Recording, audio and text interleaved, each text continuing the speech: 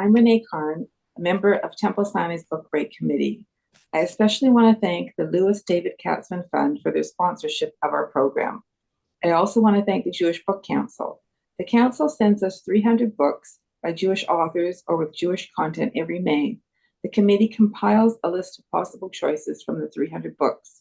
The Council give us access to 2-minute audio-visual clips of the authors, from which our committee narrows the selection to 2 or 3 books each year. I want to welcome you to this evening's conversation with Jonathan Wilson, the author of the wonderful book, The Red Balcony. Jonathan Wilson is the author of 8 previous books, including the novels The Hiding Room, runner-up for the J.Q. Wingate Prize, and The Palestine Affair, a New York Times notable book, and runner-up for the 2004 National Jewish Book Awards. Mr. Wilson has been the recipient of a Guggenheim Fellowship, and his work has been translated into many languages. He lives in Newton, Massachusetts. The Red Balcony has been praised for its rich historical detail and engaging narrative. As an impeccably researched historical noir that transports the reader to the streets, smells, intrigue. They then go down to and violence. Seniority. So this just helps codify it. Mandatory Israel. The story revolves around no change there. Language formalization. The story revolves around the investigation of the murder of Chaim Arslosoroff on June 16, 1933, on the beach in Tel Aviv. The main character is Ivor Castle, an Oxford-educated Jewish Englishman who comes to Palestine to help the legal defense of the accused. The Red Balcony weaves in Ivor's romance with Siona Karim, a free-spiriting artist who may hold key information about the case. This relationship is an integral part of the narrative. Thank you for your attendance. And Jonathan, I want to thank you for being here to talk with us about your book, The Red Balcony. I have many questions. I'll just start right off with the first one. Every good mystery book begins with a murder. At the start of your book, Arslosoroff is assassinated in 1933. He had arranged a transfer agreement with Germany that would bring 60,000 German Jews to safety. At that time, the population of Tel Aviv was 100,000 and Jerusalem 50,000. So there would have been a big boost to the Jewish community and the economy of the mandate. Given these benefits, can you tell us why you think he was assassinated and it was ever proven who assassinated him? That's a big one. Well, the answer is, look, it's a cold case. It's never been solved. And there have been various people who've looked into the case, including, I guess the most recent was a commission that Menachem Begin set up when he was the prime minister, because he was sick of hearing about how revisionist Jews, Jabotinskyites like himself, were responsible for the murder of Arlosoroff. And there was a investigation, and the results were inconclusive. I didn't write a history of Arlosoroff, nor did I attempt. I wrote a novel about it, so I allowed more room for speculation, if you like. I can tell you that it certainly seemed to the Labour left, the socialist Labour left under Ben-Gurion, that the people most likely to be responsible for the murder of Arlosoroff were the Jabotinskyite revisionists, because there had been an enormous amount of fulmigation against Arlosoroff and against the transfer agreement in the press, in the Jewish press in Palestine, and a lot of rabble-rousing, a lot of incitement. And it seemed very like in Arlosoroff, much in the way I would say, the way I would compare it is the same way as in which Netanyahu incited the crowd in Kikat Zion in Jerusalem against Rabin all those years ago, before Rabin was assassinated, and the crowd held up pictures of Rabin as a Nazi and in Nazi uniform. So it was vituperative in the same way with Arlozorov. So when Arlozorov was murdered, the assumption was, of course, that it was the right-wingers that had done it. And I have to say that I probably went into the novel thinking that that was the case. Um, and I'm not sure that I came out at the end of the novel feeling exactly the same way.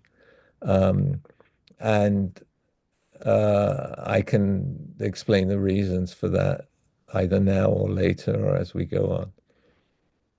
Okay, whichever you prefer. I can go on with the next question. You have many fictional characters in the book alongside real persons who were alive during the mandate. The Mm. fictional characters establish the ideological spectrum of 1930s Palestine, with each representing a political position. Can you tell us more about the fictional characters and what ideas they express and demonstrate? The fictional character, you mean, yeah, the novel mixes public figures who participate in the fiction with uh, characters that I completely imagined, like Siona. Anna, Um, yes. although, although those characters do have roots sometimes or were inspired by others. For example, there are aspects of Siona's personality that derive from the artist Siona Taga, who is a favorite Israeli artist of mine. Um, the apartment that she lives in is an apartment that I lived in myself between 1977 and 1979 in the grounds of the Betzalel Art School in central Jerusalem. A house that had been built by Boris Schatz himself, right next door to which had a balcony that was overhung with red geraniums. Um, my wife is a painter, so all these who I met in Jerusalem. So all these elements, different elements, go into different characters. I don't really want the characters. I guess they represent different positions. There are certain, okay, there are clearly characters who occupy the political positions that they historically occupied.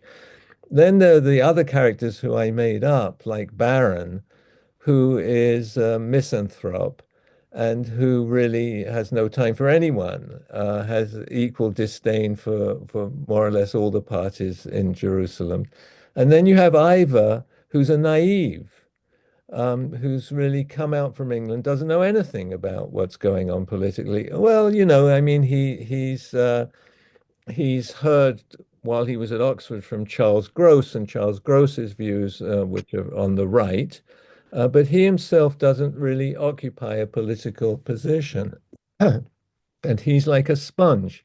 He soaks up other people's ideas and impressions. And he's really there. He really gets sucked into a romance and becomes infatuated with Siona.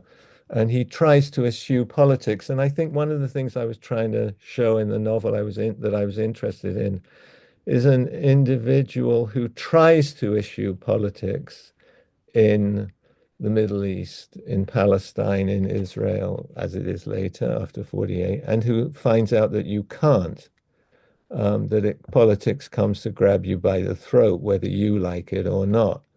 And I think that, yes, I mean, what you're, I do try to represent the spectrum of political ideas, both on the Jewish and to a degree on the Arab side and on the British side. I mean, that's one of the things that I think so intriguing about the British Mandate period. It's such a melange, it's such a mix of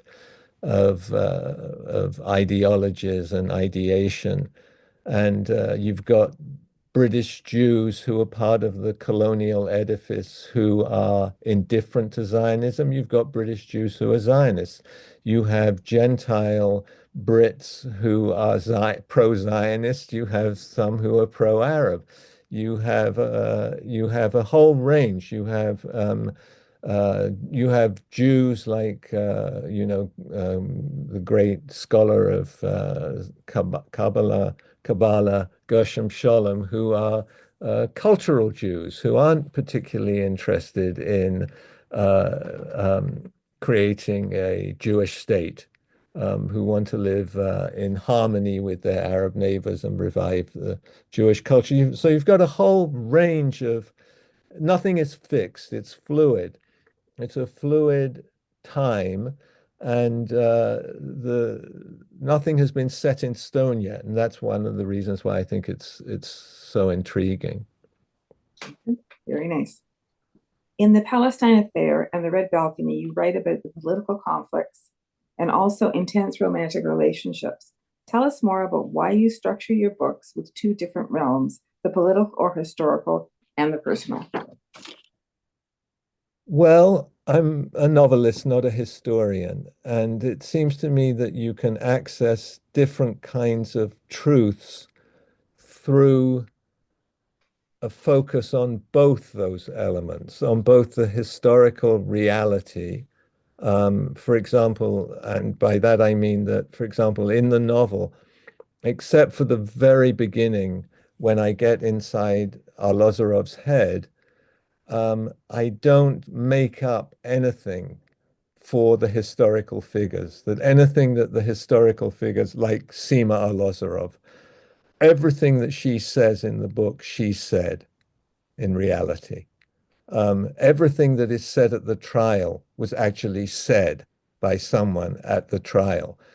Uh, Now, when it comes to the fictional characters, of course, I have license to do whatever I want, and I want to, through fictional characters and their interaction with the characters who are based on real life individuals, I want to access a world of feeling, a world of expression that a sort of a dry history simply wouldn't tell you. I want to give the reader, to invite the reader to enter not only intellectually but also sensually into that world that I'm imagining or trying to represent in British Mandate Palestine. Um, there's a love story because why not? There has to be a love story.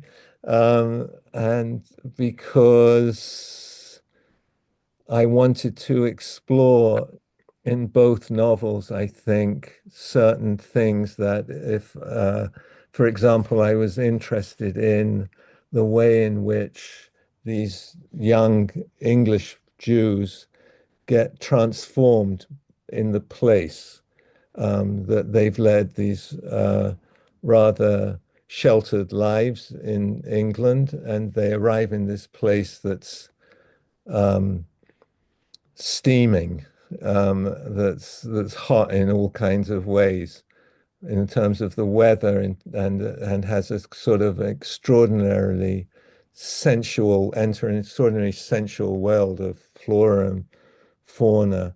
And I wanted to explore the transformative aspects of that on an individual. I guess it's not love in the time of cholera, but it's love in the time of the mandate.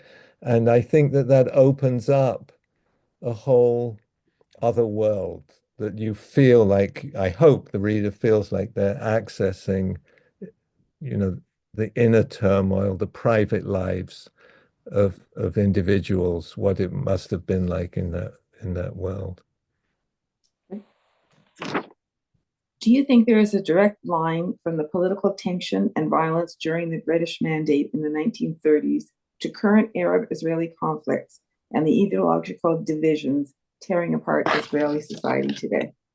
Yes, I think there is a direct line. I think that one of the intriguing things about the British Mandate period is that everything that we see today was more or less set in place almost 100 years ago, that the same conflicts existed between the left and the right in Israel, and that maybe that schism between the left and the right was permanently set by the murder of Arlozorov.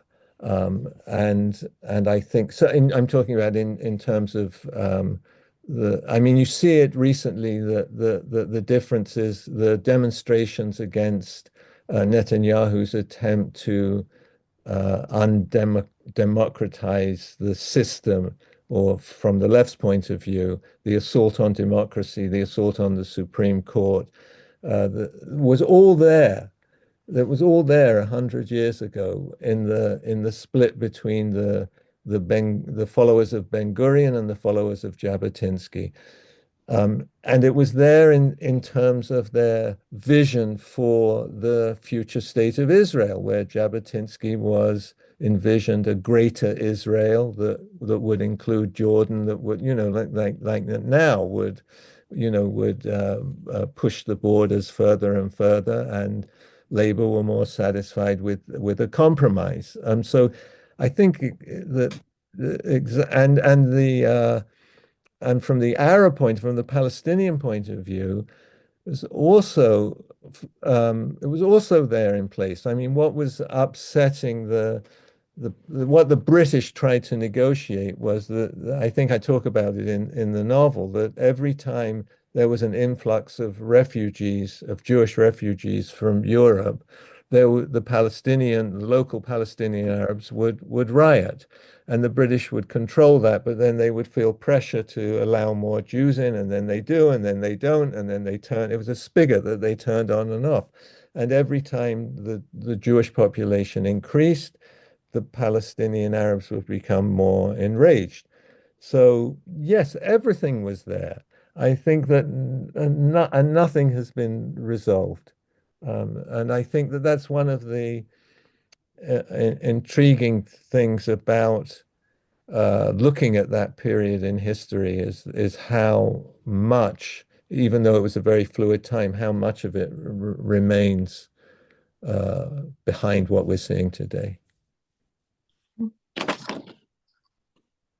As Ivor travels between Tel Aviv and Jerusalem, he must decide whether he cares more for the law or the truth, whether he considers himself an Englishman or a Jew, and where he will feel more at home. These are types of questions which many of us in the diaspora struggle with. Can you comment on Ivor's struggles? Are these struggles that you relate to personally? That's a good question. Yes, of course they are, or they're at least struggles that I certainly related to personally when I was younger, and probably still do. I mean, I do for sure give Ivor certain elements of my own ambivalence that I felt, or where I was very strongly drawn to Israel. And I lived there for 4 years, from 1977 to 1981. And before that, I started going there to kibbutz in 1968. And actually, I spent the Yom Kippur War as a volunteer on kibbutz Kfar Aza, which, as you know, is the site of one of the most horrible massacres on October the 7th. And I certainly felt when I was in England, I felt that the fact that I was Jewish was something that was foregrounded all the time, inescapably, whether it was, and not always in a particularly positive way, but it was just there. I felt it in almost every conversation. I felt it all the time. And when I was in Israel, I felt quite English. I felt very Jewish when I was in England. I felt very quite English when I was in Israel. And my wife, who's from Newton, Mass, who I met there, we were like the worst Hebrew speakers. And and I never quite mastered the language. And I felt both that sense of enormous belonging and also a sense of distance sometimes. It was only when I got to when I got to New York City in 1976, I'd come on a scholarship from Oxford to go to Columbia for a semester. And I'd never seen Jewish people having so much fun in my life. And I thought, I don't really want to go back to England. Um, but yeah, I still feel the pull and tug. I mean, my sister-in-law lives in Israel. I have many, many friends there. And I think that Israel, even though I left, inhabits, as is clear from my novels, inhabits my imagination in a very powerful way. And I never really let go of that.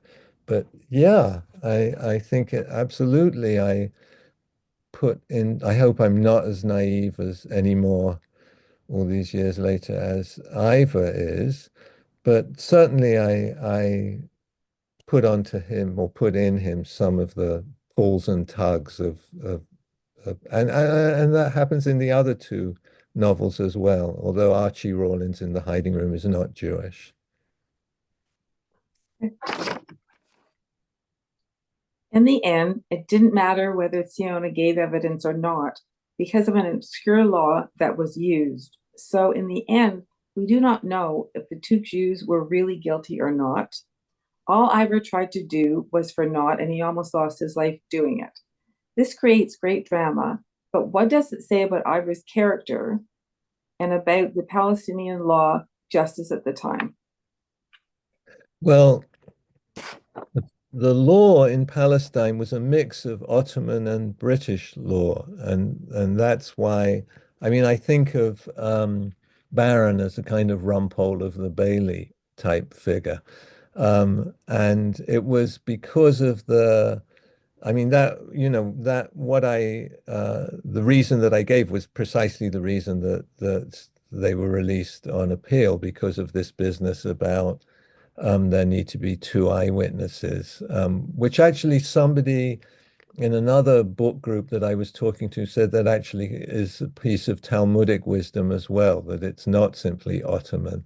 Um, and uh, it's I mean, the legal system then, as now, one of the fascinating things about the Mandate period was that they had these British system, they're wearing wigs, except for the Jewish judge and the Arab judge who weren't allowed to wear wigs, only the Brits were. And the Jewish judge and the Arab judge always cancelled each other out. So it was really always up to the Brits. But it's an evolved system that incorporates elements of British law, elements of Ottoman law, and but your question is about, what's it all for Ivor? Is that right? Is that Mhm. what it means to him in the end? And I think that I think uh, that Ivor and Susanna at the end are kind of proto-Zionists. It seems like they're both going to stay, and they have no real allegiance to either political party, but they're staying for different reasons because they're young and they see some kind of hope and promise, even though they've been through some pretty awful stuff.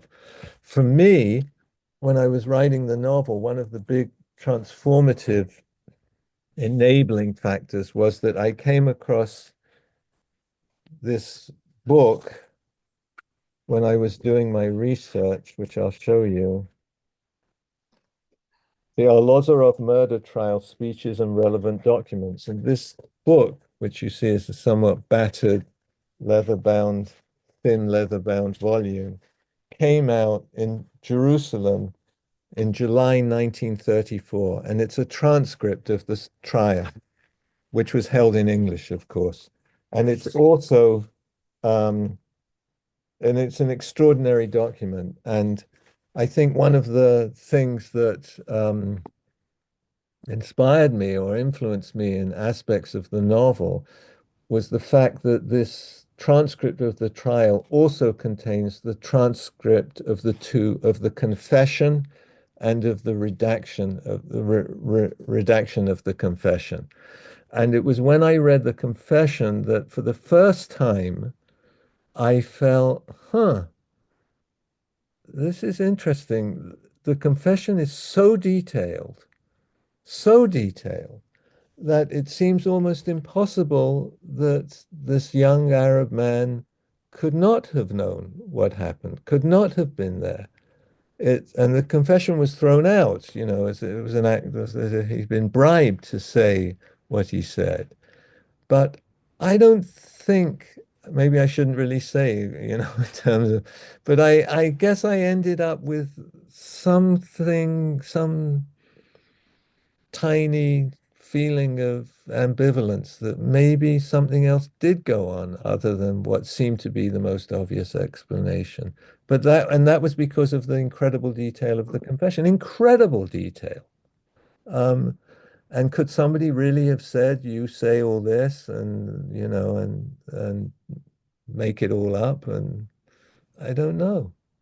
I don't know. I mean, and you see that in the strange, self-contradictory testimony of Seymour Arlozorov, who switches from one to the other, saying, it's Jews, it's Arabs, it's Jews, it was Arabs. I saw them, I saw Jews. Why are you showing me Jews? It was Arabs. Why are you showing me Arabs? It was, so I guess that one of the good things about writing a novel as opposed to a history is I am not obliged to come to any conclusion, that it can work just as well in fiction as it Yes. as inconclusive. In your earlier novel about Palestine, the title, The Palestine Affair, gave the browser a glimpse of the topic. In your more recent book, the title, The Red Balcony, doesn't reveal the topic. Why did you choose this less specific title, and what is the significance of the title? Well, as I think with any writer, I had many potential titles. And I remember I was on the phone with my editor, who's been my editor, Deborah Garrison, who's the most wonderful editor at Penguin Random House, who I wrote in the early, from 1990 to 1995, I wrote a lot for Tina Brown at the New Yorker. And Deborah Garrison was my editor then. So she's been my editor. And then she moved to Penguin Random House. And so she's been editing my work for 35 years. And uh, I was on a phone call with her and we were going through various titles that I come up with. And then I had a brainwave and I said, what about the Red Balcony? And she said, that's it. Well, it's the Red Balcony. And the significance of the Red Balcony is, of course, that it's Siona's balcony. It's the site of their great passion, whether she's pretending or not, or is she half pretending? She says it wasn't all a lie towards the end. Um, and for me, I guess it holds some personal significance. I wish I could show you because it's on my laptop computer, but I can't. But as I said, I lived in the most beautiful house. I thought the most beautiful place I've ever lived in my life, that had been built by Boris Schatz and was in the grounds of the Bezalel Art School, for those of you who know it, where it used to be in central Jerusalem. And my landlord was Boris Schatz's son, Lilik Schatz, who was married to Louise McClure, whose sister was married to Henry Miller. And Lilik and Henry Miller and the two sisters had lived the boho life in Big Sur, California in the 1950s and 60s. And Lilik was an artist, and so was Louise. And I lived on the second floor of this apartment, and it had a mirpeset, a balcony that was overhung, that had cyclamen in the walls and red geraniums. And I used to sleep out there and sometimes, and I switched it. It had an olive tree that overhung the balcony that I changed to a plum tree because I wanted more redness in the novel. And I guess And I have a picture actually of my wife sleeping on the roof in on the balcony on the mirpesset of that apartment, and she's a painter, as I said. And I guess that it's the place where Ivor gets lost, where he loses himself and falls in love and or gets infatuated. And so it's a kind of place of eros, but it's also a place of betrayal.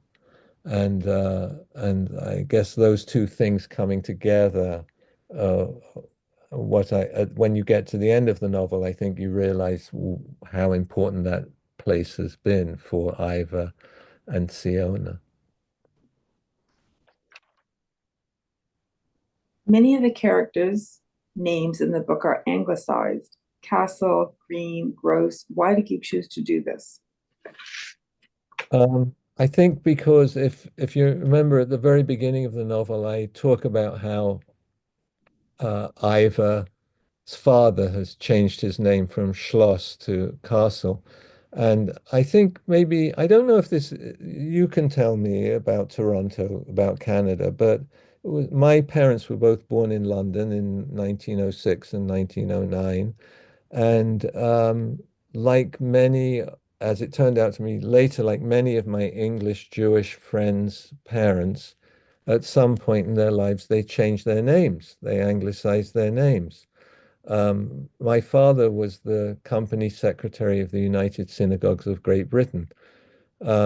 So I grew up in an Orthodox home, but not ultra Orthodox, but Orthodox. And but nevertheless, he still felt the need to change his name. Our family name, my grandfather's name was Vilchik. My father's name, as it was written on his birth certificate, was Wilsick. My mother didn't like the name Wilsick at all for various reasons. And but I had friends, like my friend Judy Smith was originally Judy Applebaum. My friend Lawrence, I can't remember his last name, Grossman or something, was originally became Lawrence Milton. The English Jews far more than American Jews because they're much smaller minorities. I don't know. Was it the same in Canada? Yeah, yes, many of my friends and also my closest friend, their name was originally Wasserman, it became Foster. So Yeah, no, yeah. there are a lot of people change their names. Absolutely, Jonathan. So Yeah. that's why I did that in the novel. Okay. The ending of the book leaves us not knowing what question Susanna wants to ask Ivor. Why? That was a surprising ending. Yeah. Well, let me see. I'll tell you. Maybe I don't know the answer. If I'd known the answer, I would have written it. Um, let's see.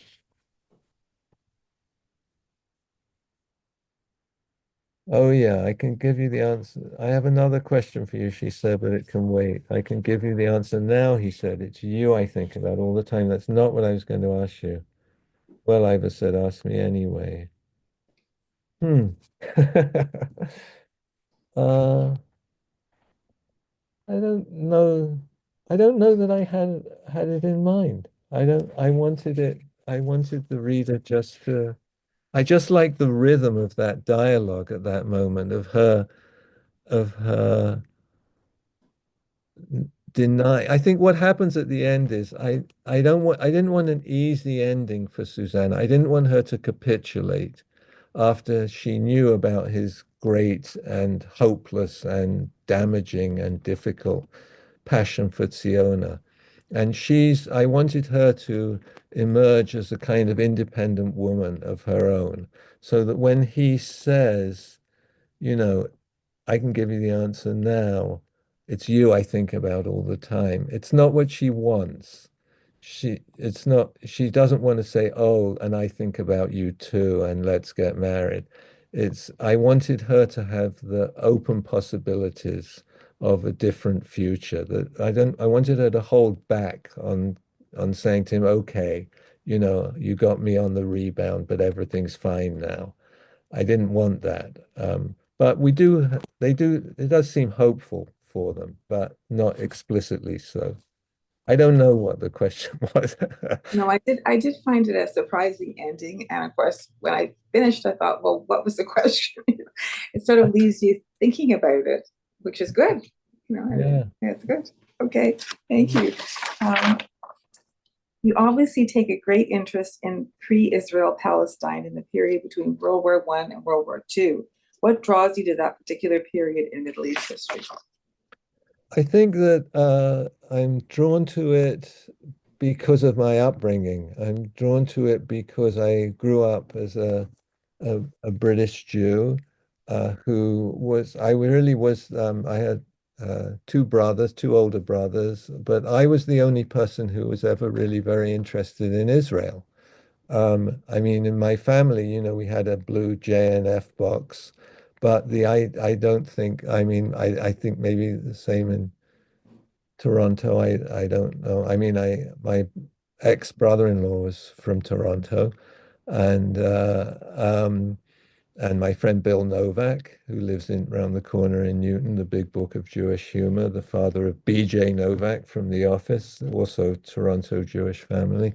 They all grew up on the same street, and I think it's similar in a way in that my family, while I remember, for example, things like my parents were anxious about um, or remembered with anxiety the blowing up of the King David Hotel.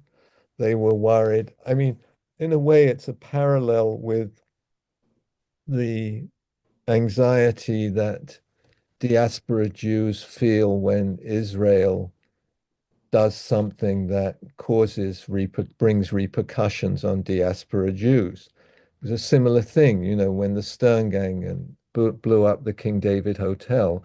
I'm sure my parents experienced the kind of high anxiety that there would be an anti-Semitic backlash in England against them. So they were always worried about that. They were proud of Israel and yet worried that somehow Israel's activities would bring some kind of anti-Semitic backlash. And I think most of my uh, Jewish friends' parents did not encourage their children to go to Israel. I mean, we went to Hebrew school 3 times a week and learned nothing, as everybody knows. And I think I remember, my particular world growing up, most people's parents were worried that their kids would go to Israel and stay there. They didn't want them to. They wanted to stay near them. Although there were groups like my cousin Connie, who was in Harbonim and who was a committed Zionist, my cousin Ruth, who was a committed Zionist but went to live on a kibbutz, and they both left later. One lives now in Poland, in Krakow, and the other lives in Norway. But so for me, um, issues of identity, issues of British Jewish identity, and the relationship between British Jewish identity and the way out of that identity that Israel offered. I mean, after all, you could go to Israel and I could change my Hebrew, could call myself Yonatan ben Yehuda and begin a new life as an Israeli. So the pulls and tugs and the twists and turns of those issues of identity that were there in my childhood and into my teenage adolescence and up until the time I left England when I was uh, 26. So I've been out of England for almost 50 years, 48 years. Were very important to me, were pressing on me. And I am sure, I don't really want to psych myself out, although I've spent 40 years in therapy trying to, that that the novels are a way for me to explore those vital identity issues that I experience from a very early age, and I don't even know if I've remotely worked them out. These are all very good questions, by the way. Thank you. You lived in Jerusalem for 4 years. Yeah. When was that, and how that period informed your writing of the two novels? Told us. Yeah, I think I've answered it a little when I talked about 3 Betzalel Street, where I lived for a couple of years, and then we lived in Baca after that. Um, I lived there. I'd been to Israel already several times before I lived there, and always to go on kibbutz for and different kibbutzim, and but I never made Aliyah. And what happened to me was I was in New York, Columbia. In Oxford, I had met the wonderful Israeli poet Tet Karmi, who was working on the Oxford book of anthology of Hebrew verse. And he'd asked me, although he didn't really need me, he'd asked me to review some of the English translations, although his English was perfect. And we became friends. And I was in New York at Columbia, and he got in touch with me and said, "There's a job going at Hebrew University. Would you like to apply for it?" In fact, I don't think I ever did apply. I think it was in the days of severe protexia in Israel that just somebody made some phone calls. And they invited me to come and have an interview. Um, and uh, when I went in 1977 I was teaching both in Hebrew University of Jerusalem in the English department and in Tel Aviv University in the English department. I had 2 positions. And I went not thinking about making Aliyah, but trying to treat it as if I was like going to Paris for a year. And I fell in with a wonderful group of friends who were poets and artists and writers. I met my wife after I'd been there for 2 years, and she was teaching at Betzalel in the art school, and her sister was there. She still lives there. And I had this extraordinarily wonderful life there. And it was the time when Sadat had come to Israel and things looked extremely hopeful for the future. And I just fell in love with the place um, and lived there from 77 to 81 permanently. And then I left after I'd finished my PhD. Um, and came to Boston, which is where my wife's from. And we were planning on going back, but then she was pregnant, and then we had a baby, and then I got offered a job at Tufts, and then had another baby, and didn't go Yeah. back. Okay. Jonathan, thank you. This has been wonderful being able to talk to you and interview you. There are some participants who have sent in questions in the chat. So I'm Great, going to turn it over to Bev Hutner, who will ask you those questions. But I first want to thank Ann Morehouse and Fern Gitter. They're the ones who sent in all the wonderful questions. So great. thank you, everybody. Good to talk to you. Thank you.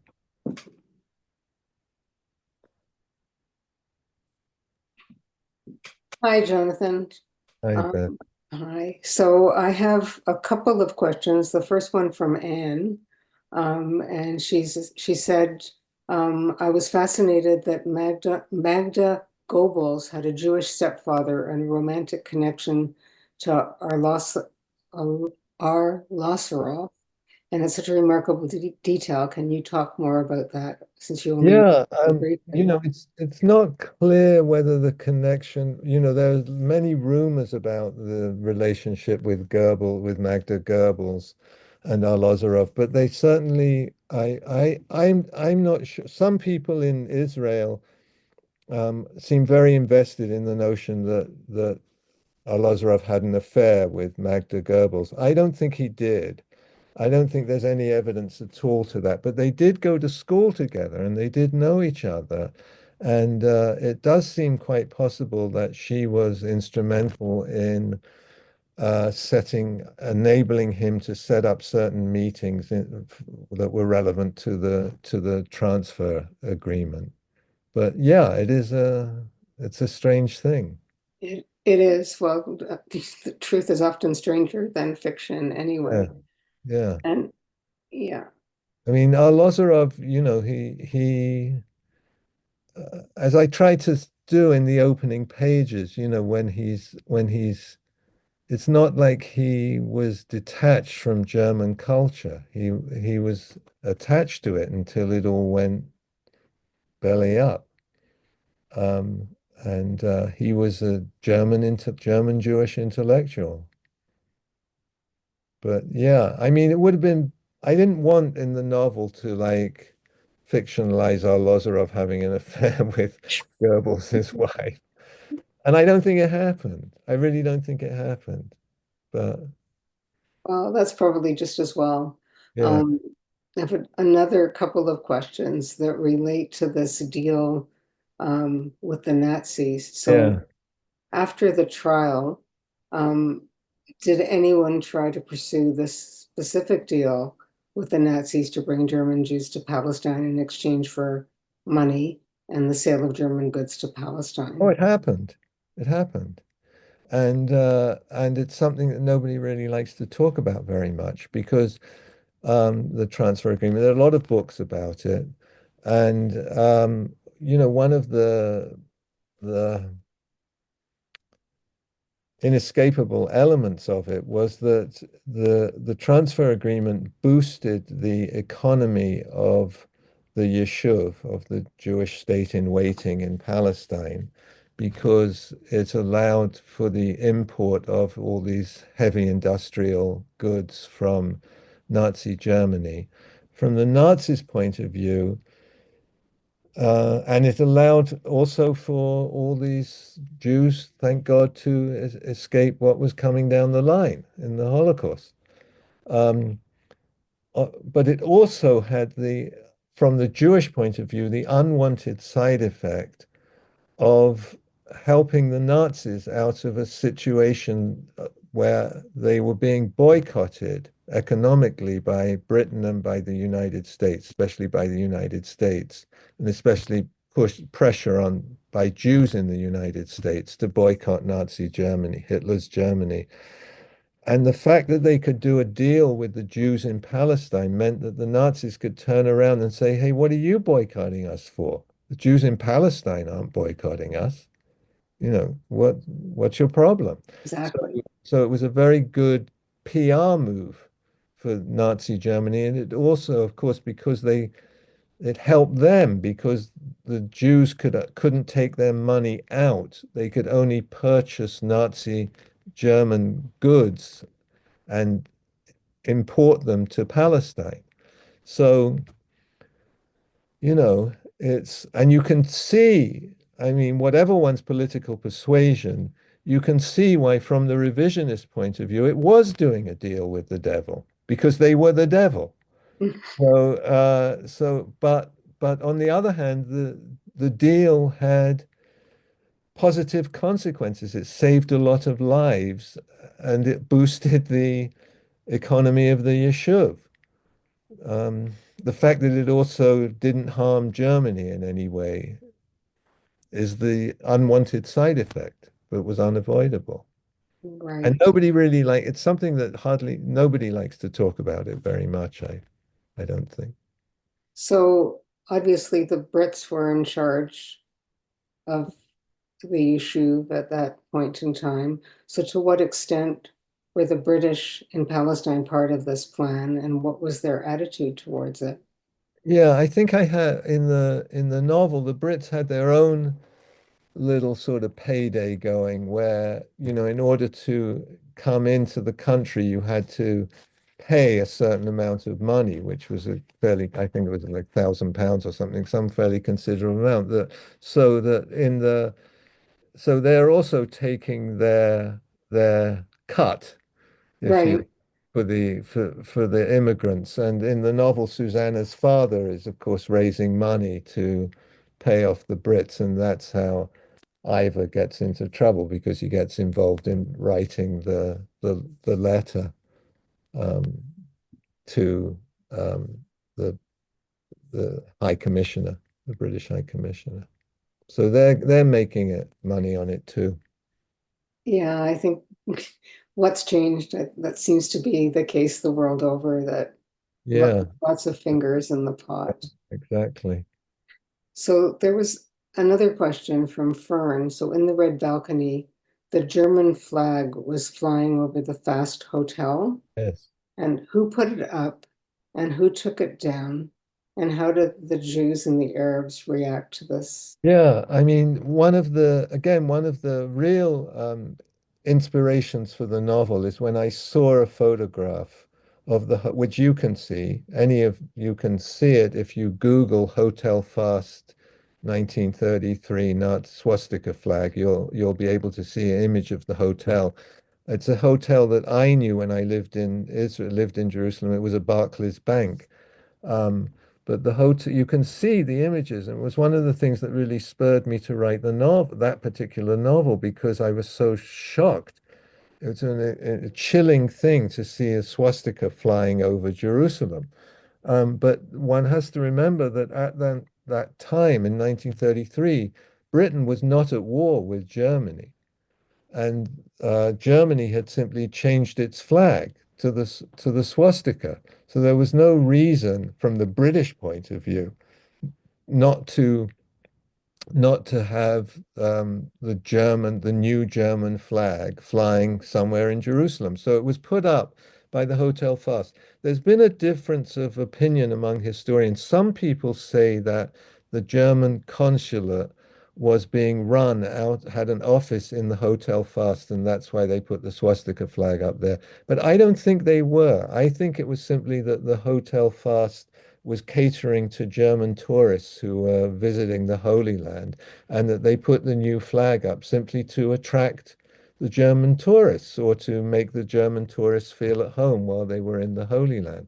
But there was another place on the street of the Ethiopians where they had the consulate, and they had the flag, which is in the novel, and they had the flag up there as well. But obviously there were eventually protests from the Jewish population, and the flags were taken down. But there they are for everybody to see online, and it's a chilling photograph to look at.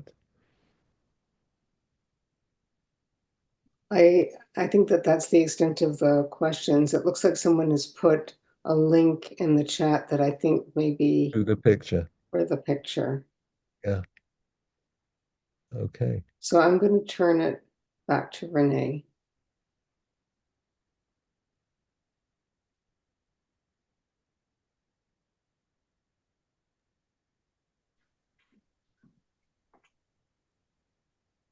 Hi, thank you. I'm actually going to turn things over to Linda Lean, who will give well, thank you, and we'll finalize the evening. Thank you very much, John. It's been a pleasure. Thank you. You have to unmute.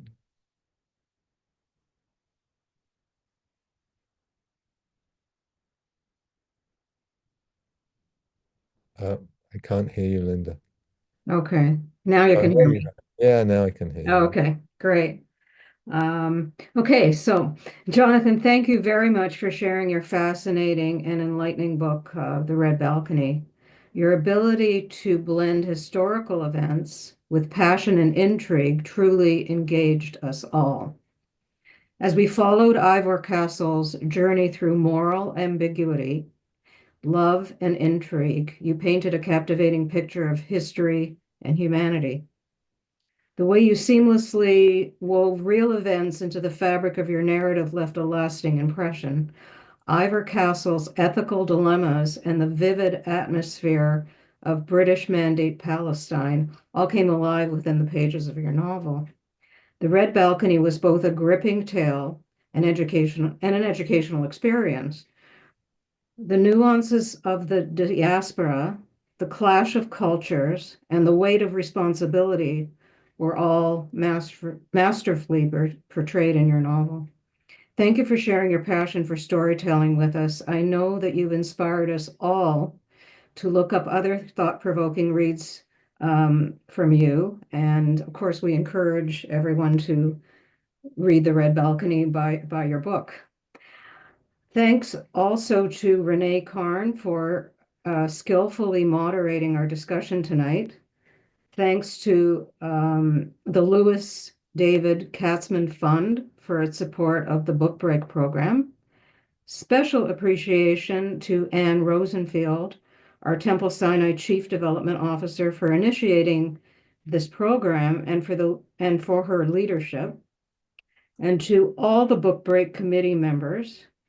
Much gratitude to our Temple Communications team, David Collin and Sam Gersovich, for their work on advertising and registration.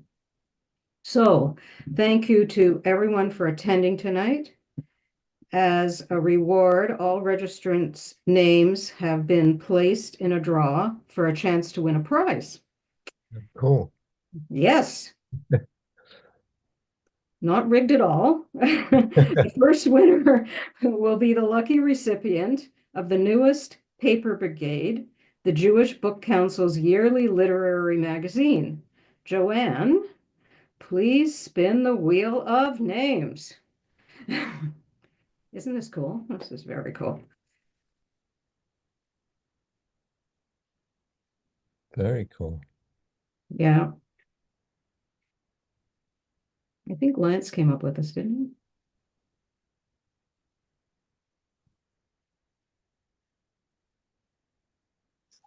Yes, Lance developed this. Yes, I think you just click on the wheel. he? It's extremely cool, Lance. And the winner is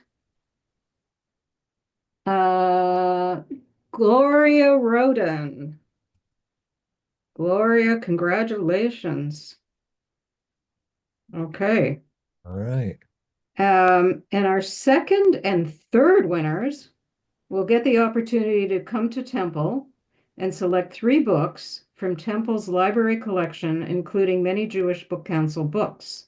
So Joanne, give it another spin. Or another 2 spins, I guess.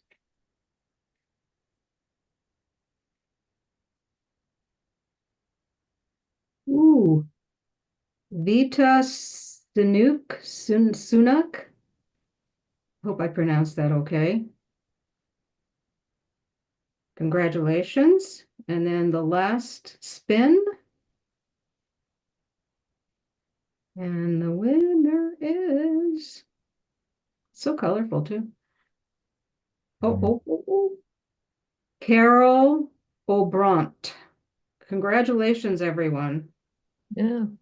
The 3 winners will receive an email tomorrow telling them how to retrieve their prizes. Congratulations. Okay, so we have 2 book break events to advertise tonight. On Sunday, April 6th at 2 p.m. live at Temple, our own Temple Sinai member, Ricky Miller, will be launching her new book, A Narrow Bridge. We'll be sponsoring this program along with adult education, and it will include live music, a string quartet. Then on May 6th, we'll be interviewing the author of The Einstein Effect, Benjamin Cohen. Also, please hold the date for our next Sinai Cinema, which is on Tuesday, April 22nd, when we'll learn all about the spiel on Spielberg.